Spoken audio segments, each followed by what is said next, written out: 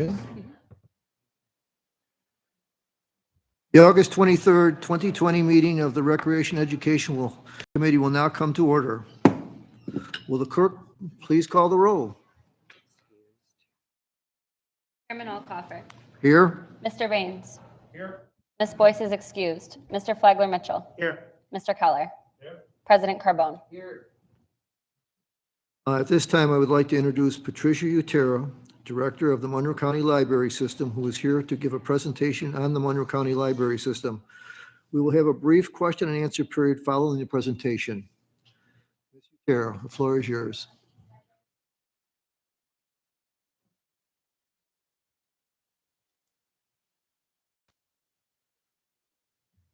Good evening, and thank you for having me tonight. It's been a while since I've been able to address this body. So I thought I'd like to give an update on the Monroe County Library System and the Central Library.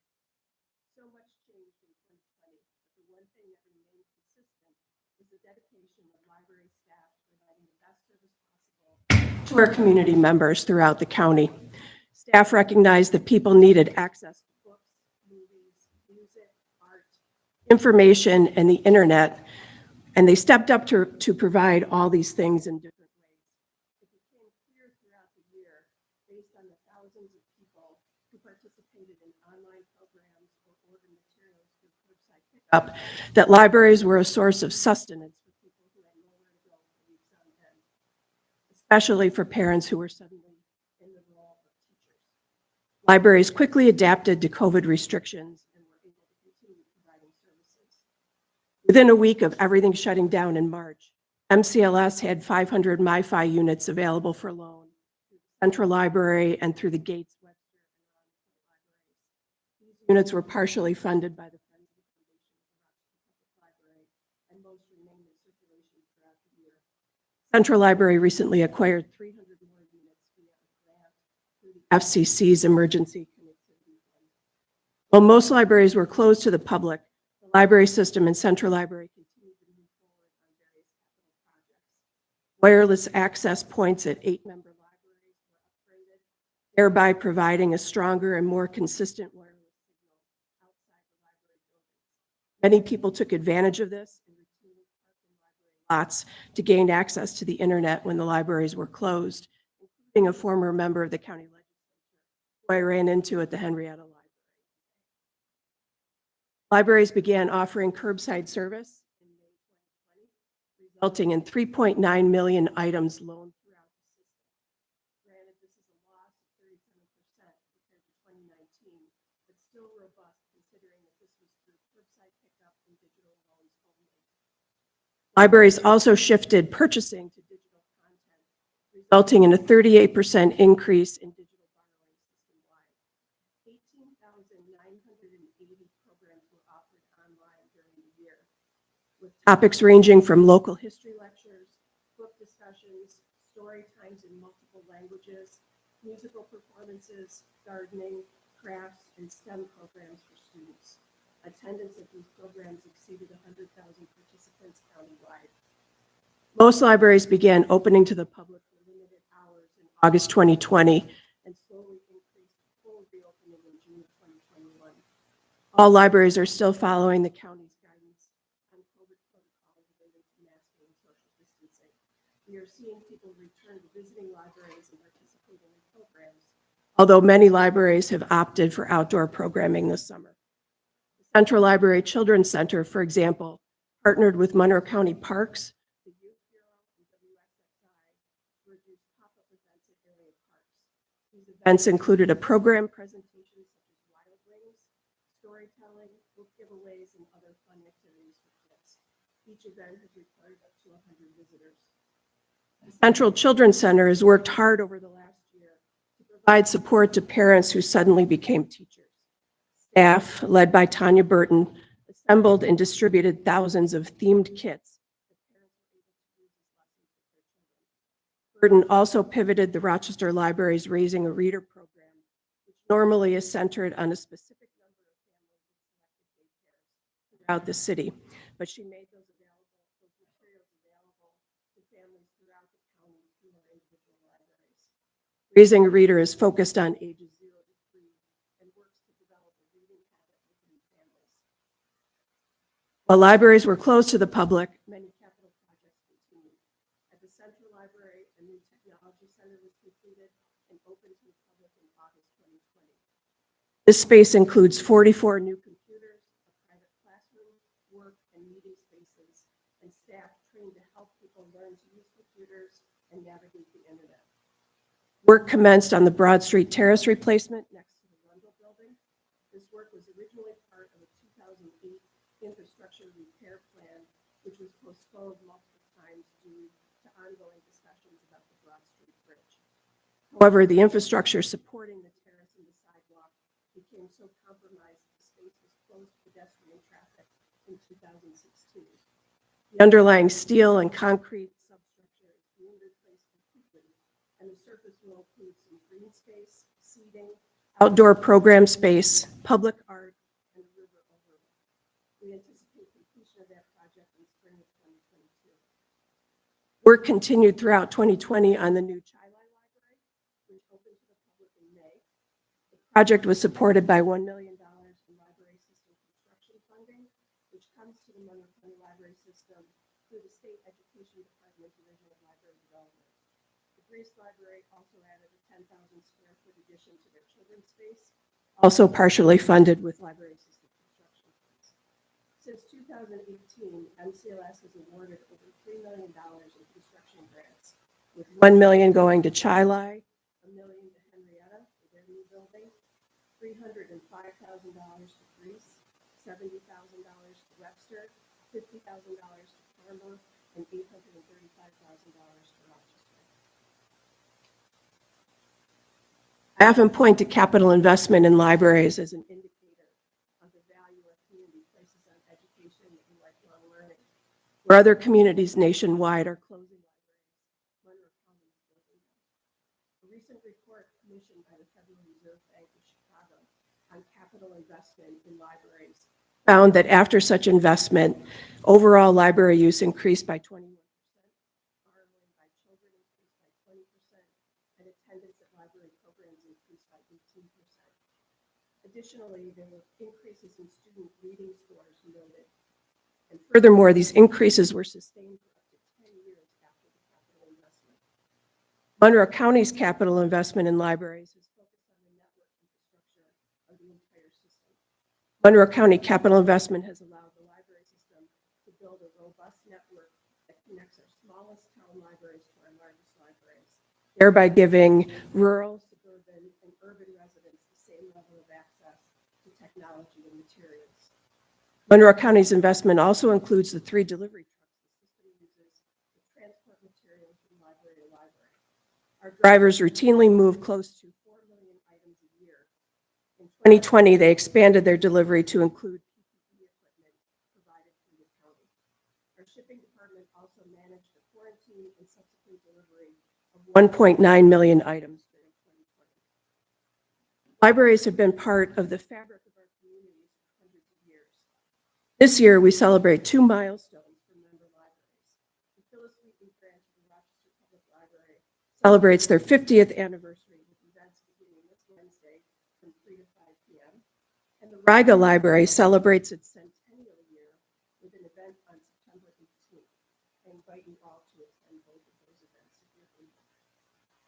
I'll end tonight with an update on some of the things happening at the Central Library, which is supported financially by Monroe County through the 1968 agreement with the city of Rochester.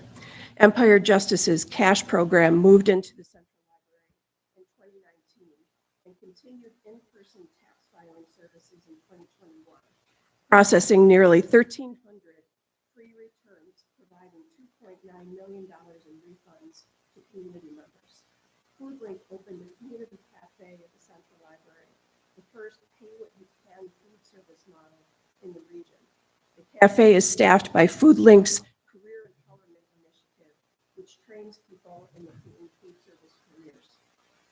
The Local History and Genealogy Division, led by Christine Darcy, is currently working on the development of a multicultural archive focusing on Rochester's Black and Brown communities. Staff continues to develop the Rochester Voices website and recently added several lesson plans related to the Erie Canal and are currently working on converting oral histories of the Clarissa Street Reunion remembrances.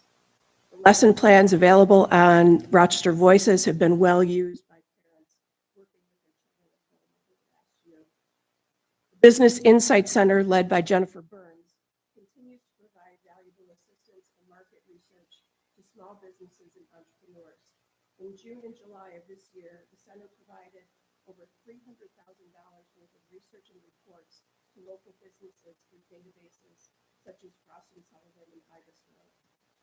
Libraries across the country continue to respond to the service needs of our community. In a recent survey conducted by MCLS,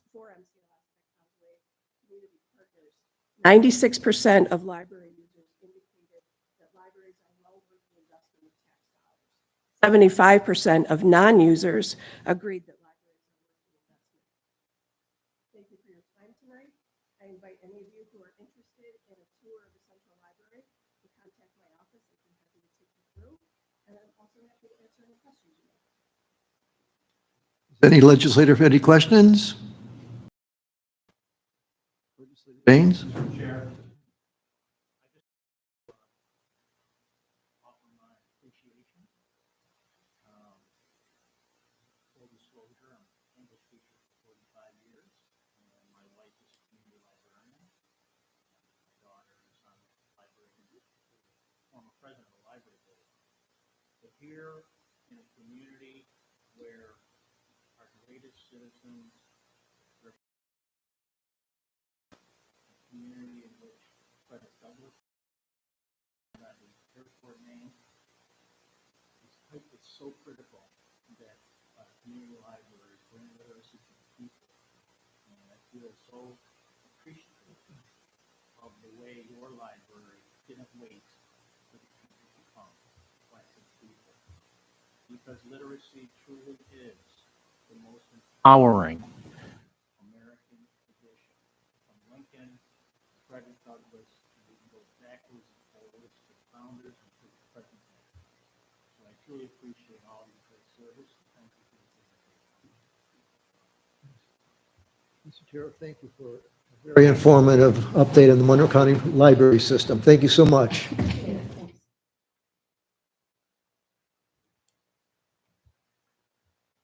Is there anyone signed up for the public forum? There is not. Next item on the agenda is the approval of minutes. You have the July 27th, 2021 minutes before you. They will stand approved unless the clerk is notified by any changes by the end of the day. Next item on the agenda is new business. Mr. Clerk. Ms. Clerk. Referral 21-0293, amending the 2021 Monroe County budget to transfer funds and authorize an intermunicipal agreement with the town of Mendon for paving services at the county-owned parking lot in Lehigh Valley Trail Park. By President Carbone. Seconded by Legislator Keller. Okay. Before we do, I do have some comments that I'd like to mention this evening here. I'd like to say a few words about this legislation. As we are all aware, we are lucky to reside in Monroe County, which is the home to thousands of acres of beautiful green space and parkland. The Lehigh Valley Trail is yet another example of this picturesque scenery and outdoor space which so many enjoy each and every day. The trail was completed in 2004, followed by a partnership between the Mendon Foundation and Monroe County.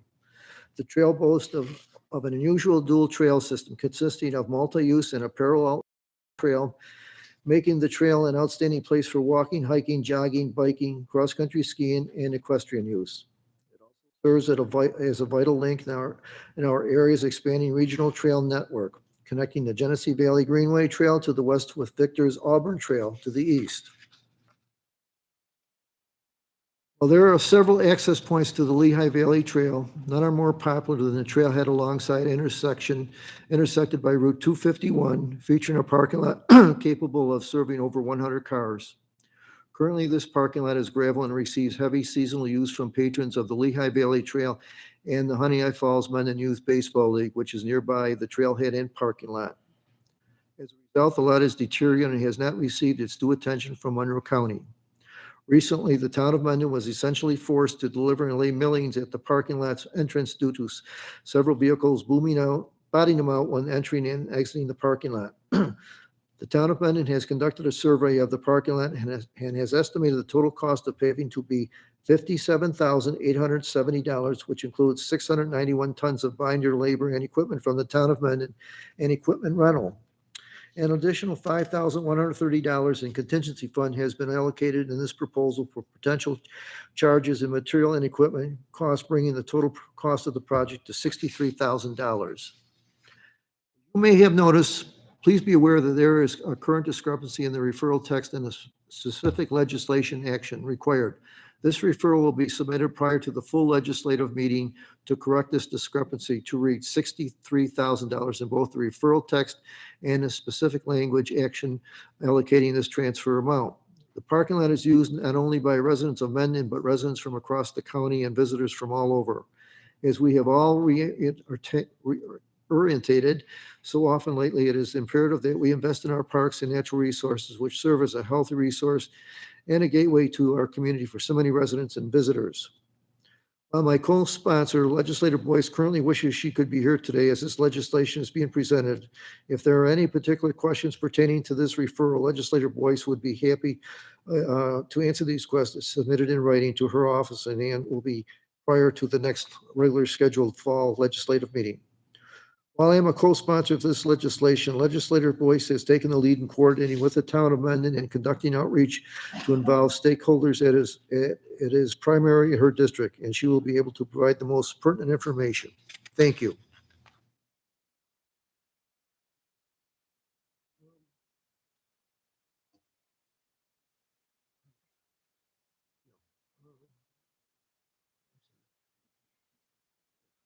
Can we discuss, anybody have any comments regarding this? Legislator Baines. Yes, Mr. Chairman. Mr. Chairman.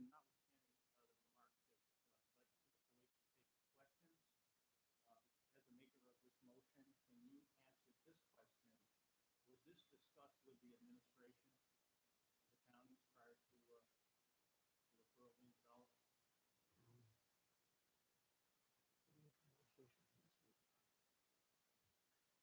Would you like me to make Anyone that through question to them? administration? Go ahead, Would you like me to Legislator ask them? Baines, yes. In that case, through you to the administration. Would the administration approach regarding this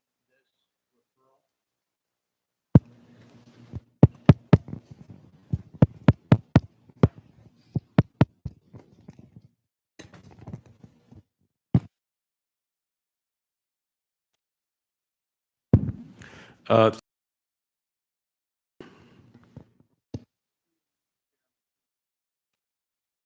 Any requests made regarding this capital improvement?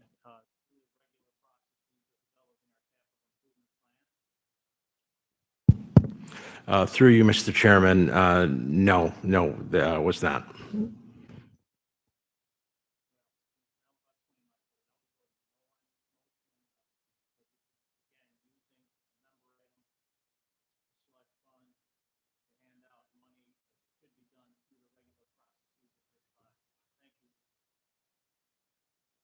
Legislator Baines, I do know that Legislator Boyce has been in contact and discussing this matter with the supervisor of Mendon. Thank you, Mr. Chair. But I was asking about our government, the county government, and the administration of the county government, and whether or not she had communicated with them.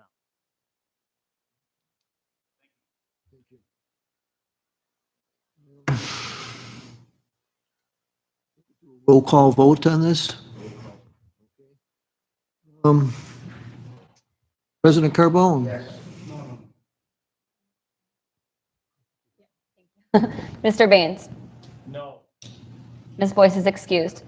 Mr. Flagler Mitchell? Yes. Mr. Keller? Yes. Chairman Alcoffer? Yes. President Carbone?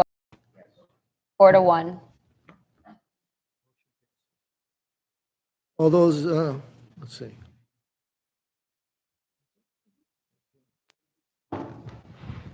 Are there any other matters before, to come before this committee? Hearing none.